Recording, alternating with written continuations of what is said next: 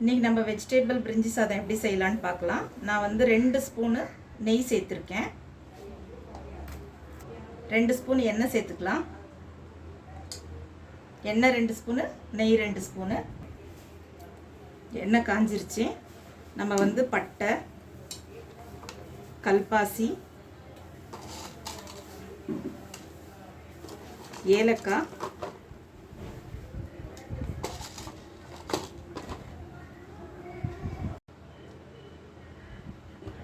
மராட்டி மூக்கு, ஜாவித்ரி சேர்த்துங்க, நட்சத்திர சோம்பு, லவங்கம் 2லேருந்து 3, பெருஞ்சீரகம் ஒரு அரை டேபிள் ஸ்பூனு, பிரியாணி இலை 2 போட்டிருக்கேன். பச்சை மிளகா, கீரின பச்சை மிளகா ஒரு 4 சேர்த்துருக்கேன்.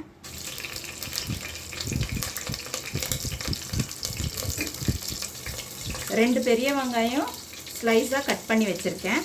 நீட்டாக கட் பண்ணியிருக்கேன். ஸோ அதுவும் நம்ம சேர்த்துக்கலாம்.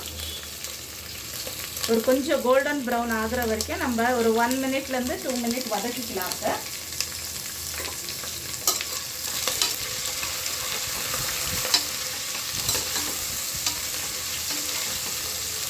இந்த மாதிரி வதக்கிடுங்க. அதாவது ஒரு நிமிஷம் வதக்கினா போதும். 1-1.5 மினிட்ஸு. கொஞ்சம் கோல்டன் ப்ரௌன் ஆனால் போதும். ஒரு பெரிய தக்காளி பொடிசாக நறுக்கி வச்சுருக்கேன். ஸோ இப்போ நம்ம வந்து இதையும் ஆட் பண்ணிக்கலாம்.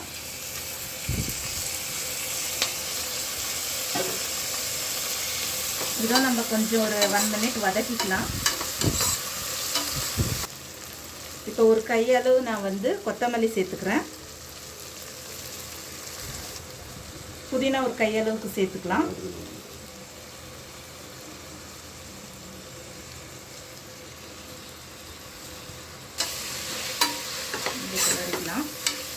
இதுக்கப்புறம் பார்த்தீங்கன்னா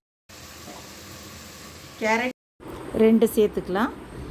பீன்ஸு வந்து ஒரு 8லேருந்து 10 பீன்ஸ் சேர்த்துருக்கேன். பச்சை பட்டாணி சேர்த்துக்கலாம். அதாவது பார்த்திங்கன்னா உரிச்ச பச்சை பட்டாணி சேர்த்துருக்கேன். ரெட் சில்லி பவுடர் வந்து ஒரு அரை டேபிள் ஸ்பூன் ஆட் பண்ணியிருக்கேன். பச்சை பட்டாணி நீங்கள் இந்த உரிக்கிற மாதிரி இருக்குது இல்லைங்களா, அதை கூட ஆட் பண்ணிக்கலாம். அப்படி இல்லைன்னா நீங்கள் பச்சை பட்டாணி ஊற வச்சு, அதாவது நைட்டே நீங்கள் ஊற வச்சிங்கன்னா மார்னிங் நீங்கள் அதை யூஸ் பண்ணிக்கலாம். பிரியாணி மசாலா வந்து நான் 1 ஸ்பூன் ஆட் பண்ணுறேன். மஞ்சத்தூள் கொஞ்சம் சேர்த்துக்கிறேன்.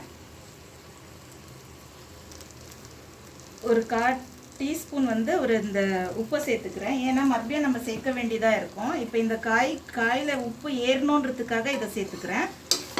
கிளறி விட்டு இன்னும் ஒரு 5 மினிட்ஸ் இது குக் ஆகட்டும்.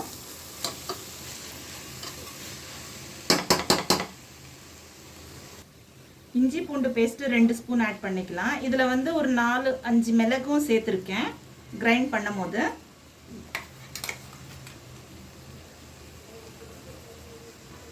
பச்சை ஸ்மெல் போகிற வரைக்கும் ஒரு நிமிஷம் வதக்கலாம். இப்போ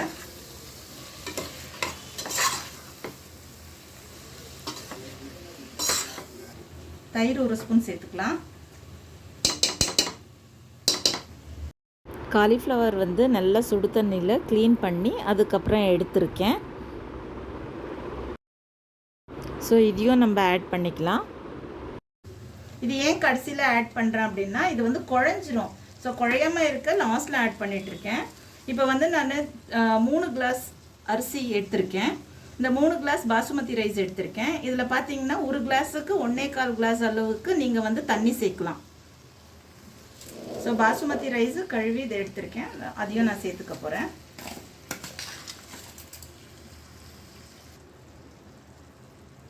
நம்ம ஏற்கனவே வந்து கம்மியாக தான் உப்பு சேர்த்துருக்கோம். அது வந்து காய் வேகணும், அதில் உப்பு ஏறணுன்றதுக்காக கம்மியாக சேர்த்துருந்தோம். இப்போ ஒரு அரை டேபிள் ஸ்பூன் அளவுக்கு உப்பு சேர்த்துக்கிறேன். நான் தண்ணி வந்து ஏற்கனவே நான் சொன்ன மாதிரி ஒரு கிளாஸுக்கு 1.25 கிளாஸ் அளவுக்கு தண்ணி சேர்த்துக்கிறேன். அதாவது இது கிளறும் போது ரைஸ் வந்து பாசுமதி ரைஸ் வந்து உடையாத அளவுக்கு கிளறுங்க. லேசாக அப்படி கிளறிட்டு 2 விசில் வைக்கலாம். நம்ம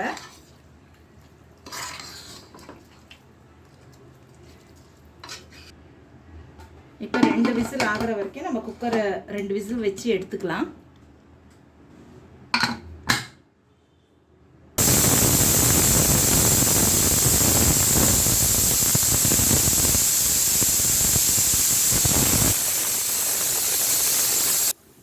இப்போ வந்து 2 விசில் ஆயிடுச்சு. இப்போ நான் வந்து என்ன பண்ண போகிறேன்னா 2 மினிட்ஸ் சிம்மில் வச்சுக்க போகிறேன் ஸ்டவ்வை. இப்போ சிம்மில் வச்சாச்சு. இப்போ ப்ரெஷர் அடங்கிடுச்சு. ப்ரெஷர் அடங்கியிருந்தோம் நம்ம ஓப்பன் பண்ணி பார்க்கலாம் எப்படி வந்திருக்கு வெஜிடபிள் பிரிஞ்சி சாதம் அப்படின்னுட்டு. இதை பாருங்கள் நல்லா வரைச்சிட்டு வந்திருக்கு. இதை நம்ம வந்து மெதுவாக, அதாவது இந்த ரைஸ் வந்து பிரேக் ஆகக்கூடாது, பாசுமதி ரைஸ் அப்படி கிளறிட்டு பாருங்கள் நல்லா உதிரி உதிரியாக வந்திருக்கு. செஞ்சு பாருங்கள். பிடிச்சிருந்துச்சுன்னா லைக் பண்ணுங்கள், ஷேர் பண்ணுங்கள், கமெண்ட் பண்ணுங்கள். ரைஸு சூப்பராக வந்திருக்கு பாருங்கள். ட்ரை பண்ணி பாருங்கள். Okay, thank you.